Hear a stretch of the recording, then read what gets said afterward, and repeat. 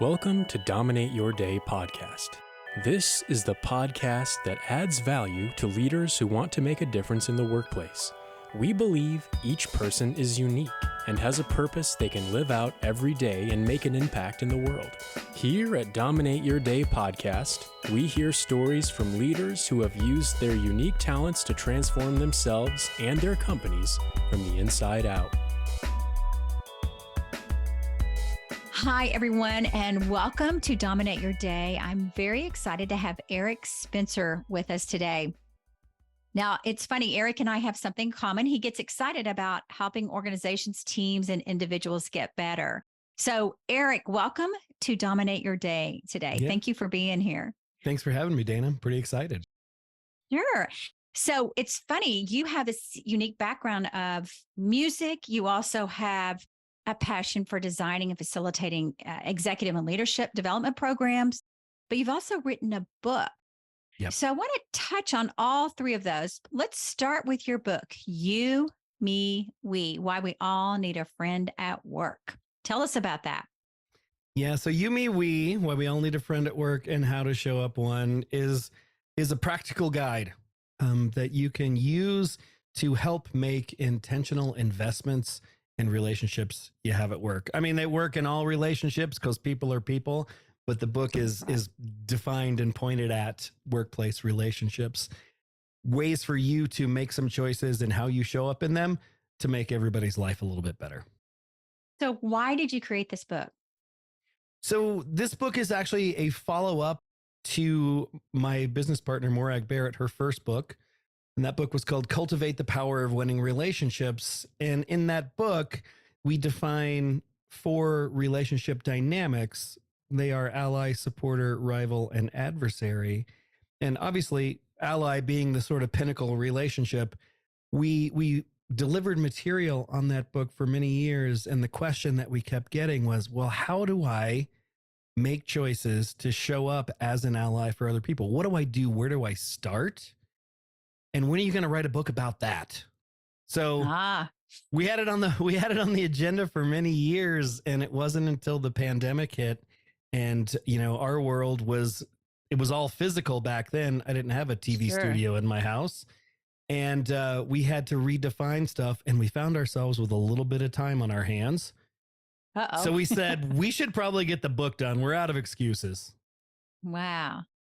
Who is the user of the book? Who did you write that book for? So, I mean, the book is pointed at people in relationships at work. So everybody. And of course, when you go through the book writing process, your editor tells you first, the audience can't be everybody. It's too broad.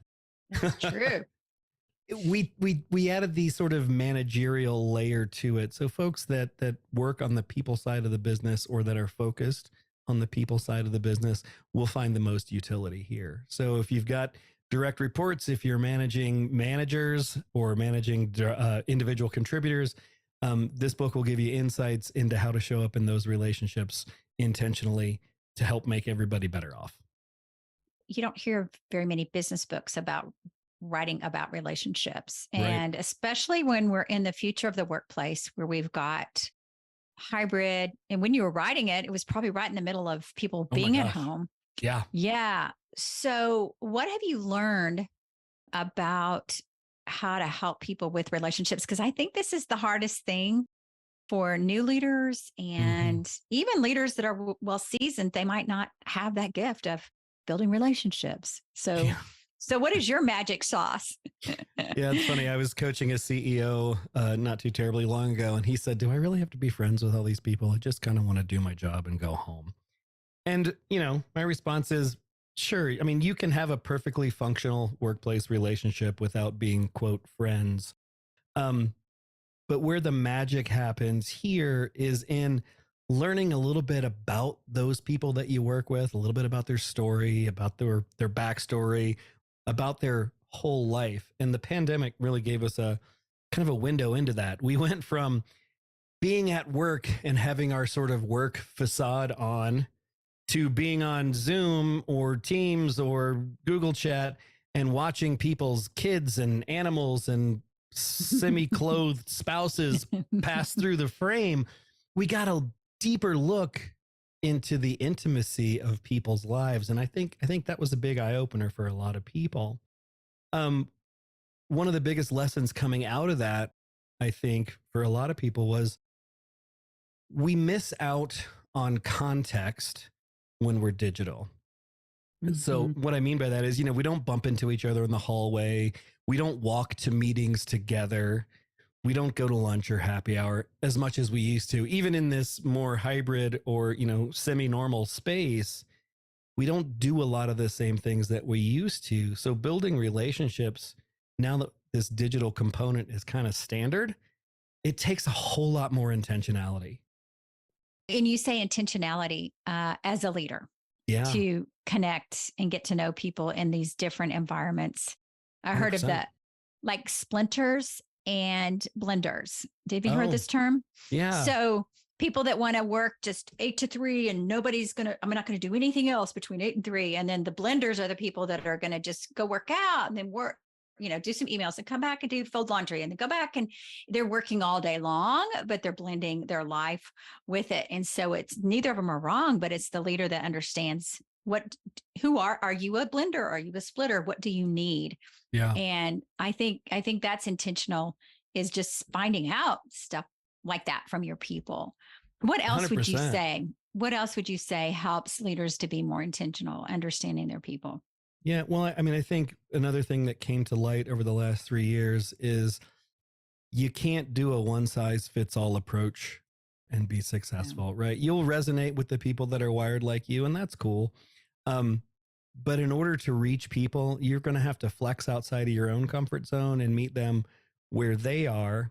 And that became even more pronounced as we were doing things remotely and didn't have those opportunities for small talk like we used to. And I think even if you're even if you're making an attempt, we have a client, they're an engineering client and they do government contracting, so it's a very buttoned up culture. And I was having this conversation with the CTO, and he said, so what are you telling me I got to do 3 minutes of banter at the beginning of my meetings? I said, kinda. Try it and see what Mhm. happens. So he made kind of a joke about it, and he was like, hey, welcome to the meeting, we're having 3 minutes of banter. And Oh my gosh. I'll call him Mark because that's his name. Uh-huh. It became known in the company as Mark's 3 minutes of banter, and everybody started doing it. Wow. So they went from camera on, let's go to task, meeting over, next meeting, task, to, hey, we're going to appease the consultant here and do 3 minutes of banter. And they started having conversations that they hadn't had, especially for folks who onboarded during the pandemic. They didn't have the history or the Right. experience of, oh, I remember, hanging out with Mark at our, all hands or company offsites or whatever. They've been, kind of locked down in their basements writing code by themselves. So 3 minutes of banter gave them the opportunity to connect around things that they had in common that they didn't even know, they were totally unaware of. That's great. And especially in an environment where the culture might be high relational, Right. they're going to feel like they're just drained if they can't connect with people, even if Mm-hmm. the leader doesn't have that. Right. So Right. it's like, how do you develop that? We're seeing kind of this Pandora's box open. And you mentioned it when we started with, okay, you can't take anything out of context anymore because like when we're digital, it's so different. But Mm-hmm. all of a sudden now we're opening up, we're seeing these people in their homes, we're learning more about their lives. But all of a sudden now, as leaders, it's about getting into well being, Mm-hmm. getting into things that leaders never even fathomed they would have to be learning about. How is your approach with your book helping with that? Yeah, I mean, I think the the stakes got raised on leaders over the last 3 years. Not only do you have to be, you know, a subject matter expert at your craft, and you have to be good at managing people. Now you have to be skilled therapists as well, right? Mhm. Um, and what I like about the book is super practical. It breaks down what we call the ally mindset. So, how you show up for other people in what we call an unconditional we frame. I'm in it for the betterment of the relationship as unconditionally as I can get and as we focused as I can be. And it breaks down that ally mindset into 5 components, and those components build on one another. So it starts with abundance and generosity, meaning if I show up with an abundance mindset versus a scarcity mindset, right, I'm in a more open place. Generosity, I show up into that frame ready to give.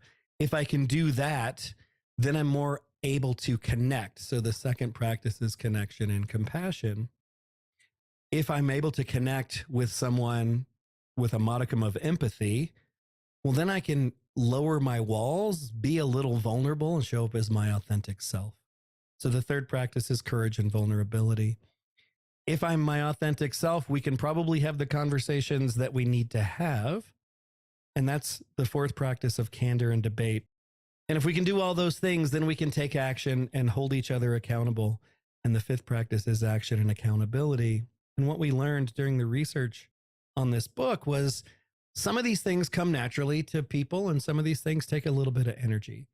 And as humans being creatures of pattern, we tend to rely on the things that got us here, not necessarily thinking about what do we need to do differently to get us there. So this framework gives you a way to break down, how am I showing up in a relationship? Is it where I want it to be? If not, what are the things I need to focus on to make that different? And this framework gives you the opportunity to go, okay, I think I'm pretty good at this one. Abundance and generosity, that comes kind of naturally to me, but candor and debate, I don't like having the tough conversations. Maybe I'm a little conflict averse. It's going to take a little more energy there. So if I'm making choices to invest in a relationship with you, Dana, and I know that candor and debate is kind of my weak link in the chain, I'm going to make some choices such that once we get to that level where the trust is at an appropriate height, then I can say the things that I need to say. And I'm going to go out of my comfort zone and say those things because I'm investing in this relationship. I'm not doing it to break you down. I'm doing it to make us both better. So how does one see where they are in the framework? Which of the areas they need to work on? Well, it's a lot of self-reflection. Yeah. We actually developed an assessment, a profile called the Ally Mindset Profile, and it's free to take. And I can give you the URL for that. It is skyeteam.cloud, skyeteam.cloud/AMP. That's Ally Mindset Profile, or /you, me, we. Either one will get you there. Okay. It's a free assessment to take, and it will give you a little bit of insight into the things that come more naturally to you and the things that maybe you need to turn the heat up on just a smidge. Wow. Now, how's that going? So your book launched recently, right? And it was October of 22. So it's been out almost a year. And yeah. So what are some stories? What are some things you're hearing from people that have read the book, taken the assessment, and using it either within their groups or with their clients? What are you hearing? Yeah, writing a book, it's kind of like doing the leadership development work that we do. I always tell everybody, I have the best job in the world, and some days I get graded 2 or 3 times a day. And that comes fraught with all the anxiety that getting graded comes with. What I've loved about the book is, you put your heart and soul into a project, and you put it out into the world, and you hope that people don't tell you that your baby's ugly, right? The feedback that we've been getting on the book is so positive. I love going on to Amazon and looking at our reviews. We're sitting at 100% 5 stars right now. Awesome. And yeah, I know. It's humbling, really.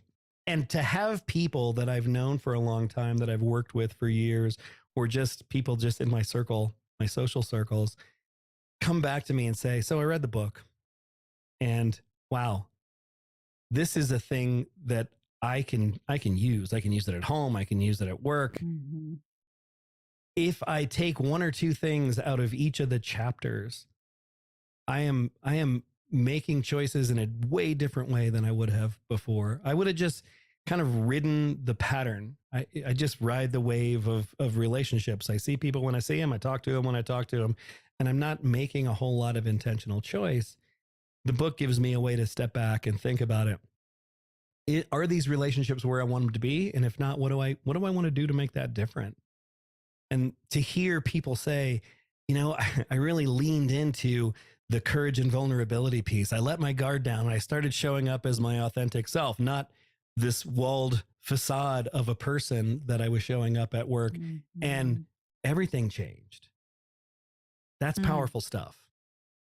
that is powerful. And you think, especially right now in this time of people wanting to make an impact Mm-hmm. and they're wanting to do meaningful work.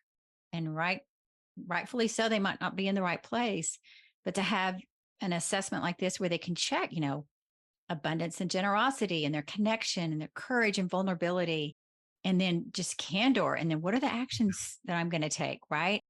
And I think so many times there's a narrative, as you probably know, working in development, there's always a narrative that we all have in our head about who we Of are and course. what we think we can do.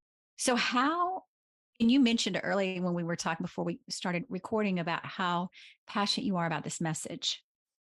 So, when you talk about generosity and abundance and creating this message to get out there, what do you want to make sure people feel and do and see? I hear the transformation happening Yeah. from people that are going through it, but is there one particular thing you thought about when you're creating this work and said, man, if they just do this, I Yeah. will I mean, know we've hit a chord. I Yeah. mean, for me, it's sort of in alignment with our core values at Sky Team. I mean, we exist on this earth to help make people's lives a little bit lighter, a little bit easier, a Mm. little bit better.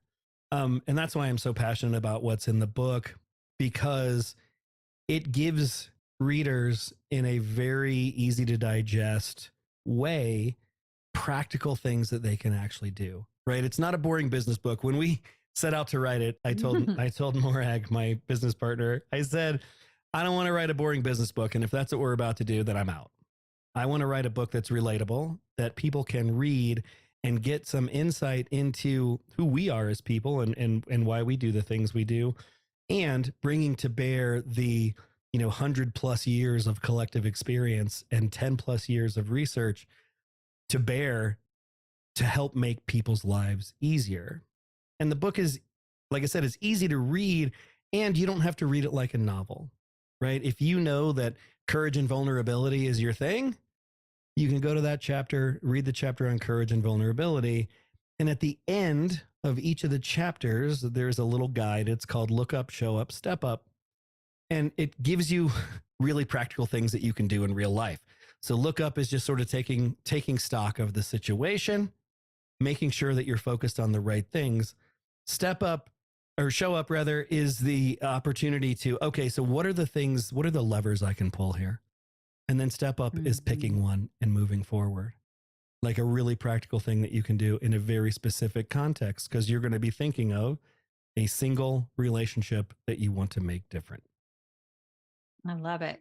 What a powerful words, and how cool. I love your mission purpose statement when you talked about making life lighter, people's life a little lighter. How are you? It sounds like you do that quite a bit in your personal and professional life. Father of two girls, and you got this guitar in the background. You are. Tell us a little bit about your music. Several guitars I see. Yeah, I have a Uh, problem. do you collect them? Do you have quite a few? Yeah, I have a musical gear addiction problem. So Oh, there's that's okay. there's that. Yeah, so I've been a musician since I was 12 years old. I grew up playing in bands.